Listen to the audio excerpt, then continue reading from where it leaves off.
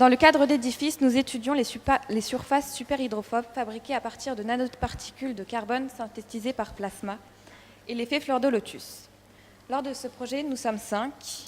Roman Arnoux, Guillaume Runel, Florian Joblin, Arset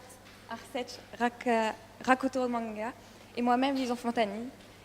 Et nous avons suivi notre doctorant Cédric Patine au laboratoire Grémy. Alors, dans une première partie, nous présenterons le laboratoire Grémy, puis nous parlerons de nanotechnologie et de l'effet fleur de lotus. Dans une seconde partie, nous verrons les procédés pour créer cet effet fleur de lotus. Dans une troisième partie, nous verrons les résultats au microscope électronique et au test de mouillabilité. Puis, nous finirons par une conclusion. Grémy signifie groupe de recherche sur l'énergétique des milieux ionisés.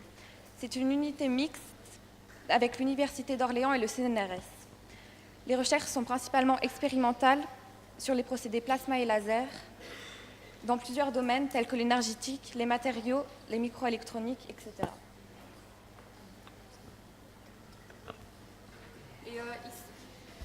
Et ici, on peut voir 2 exemples de plasma qu'on crée au Grémy. Alors, dans notre projet édifice, nous avons utilisé les nanotechnologies.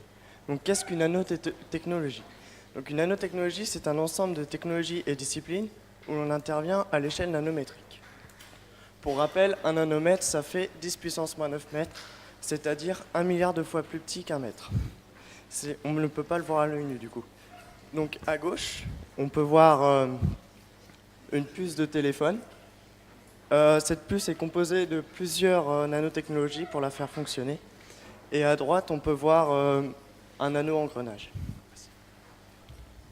Donc, parmi tous les exemples possibles de nanotechnologie, on va s'intéresser à une en particulier, c'est l'effet fleur de lotus. Donc, l'effet fleur de lotus est un phénomène de superhydrophobicité d'une surface, c'est-à-dire qu'elle est très difficile à mouiller. Et quand on pose une goutte sur cette surface, elle ne s'accroche pas. Elle ne s'accroche pas grâce à de nanopics qui permettent une rugosité de la surface et de faire glisser la goutte.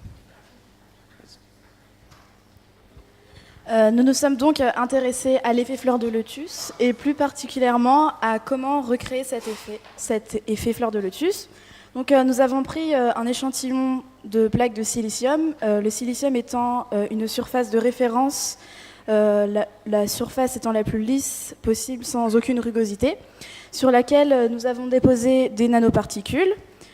Ces nanoparticules sont principalement composées de carbone et ont été synthétisées par plasma. Alors, tout d'abord, qu'est-ce que le plasma ? Le plasma, c'est le 4e état de la matière. Il s'agit d'un gaz auquel on va apporter de l'énergie. Ici, vous pouvez voir le réacteur plasma. Dans une chambre en acier, où on introduit un gaz entre 2 électrodes, il va y avoir une décharge électrique qui va faire que le plasma va être créé.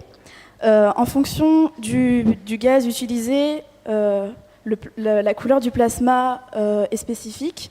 Par exemple, pour un plasma créé avec du gaz de dioxygène, ce sera bleu-blanc.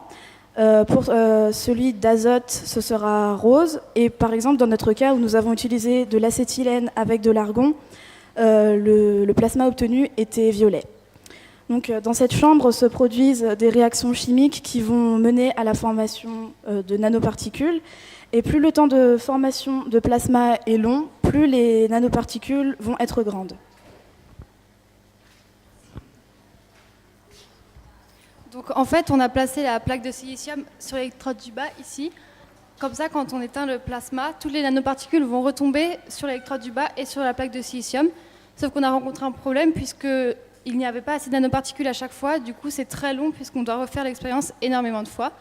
Du coup, ce qu'on a fait, c'est qu'on a inséré dans le réacteur plasma un collecteur de particules, ici, et où on a mis la plaque de silicium au bout.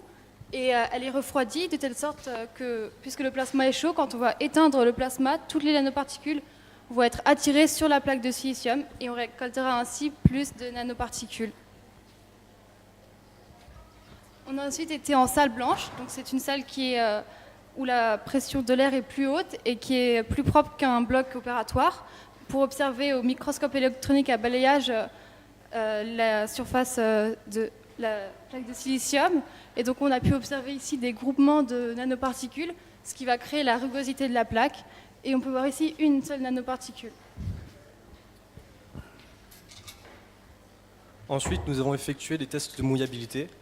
Donc pour cela, à l'aide d'une seringue, on a déposé des gouttes de 5 microlitres.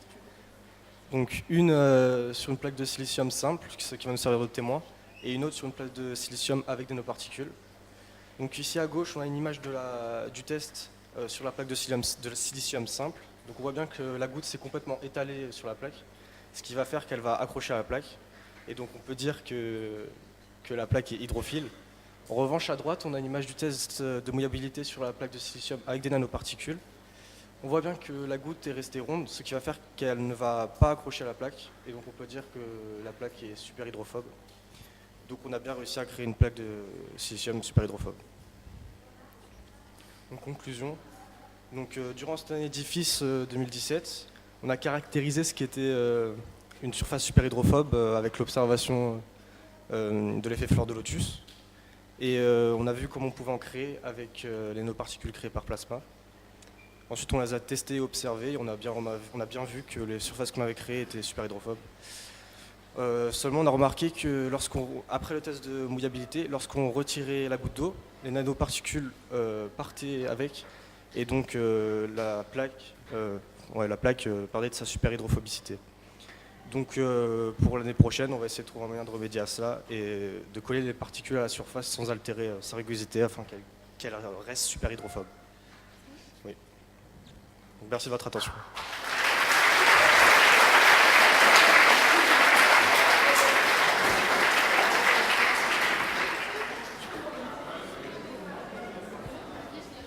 Est-ce qu'il y a des questions ?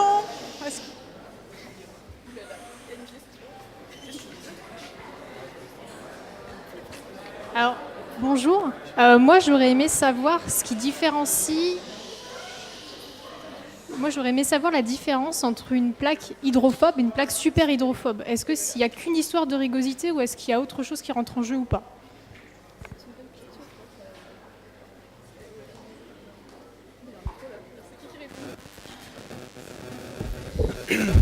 Alors, c'est une bonne question.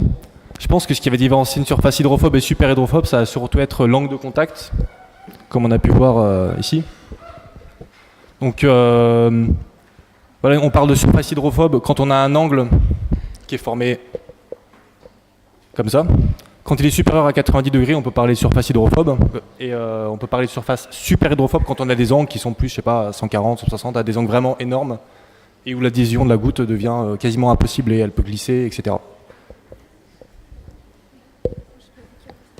D'autres questions ?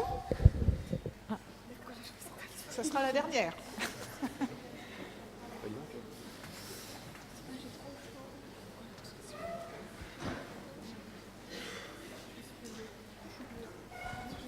Oui, je voulais savoir, est-ce que vous savez pourquoi justement la salle blanche est en surpression ? Parce que je pense que vous l'avez dit à juste titre, mais pourquoi, ça serait intéressant de l'expliquer, je pense. Pourquoi la salle blanche est en surpression ?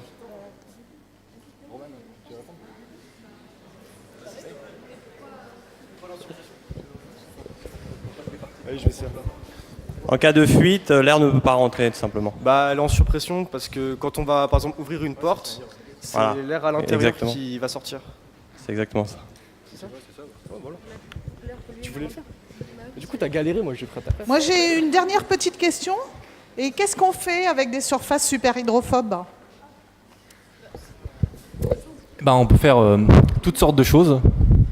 Et je pense que la meilleure réponse, ça va être la présentation de Marco et de son groupe qui va suivre, qui parle des applications des surfaces super hydrophobes. Donc voilà, je fais un petit peu de pub.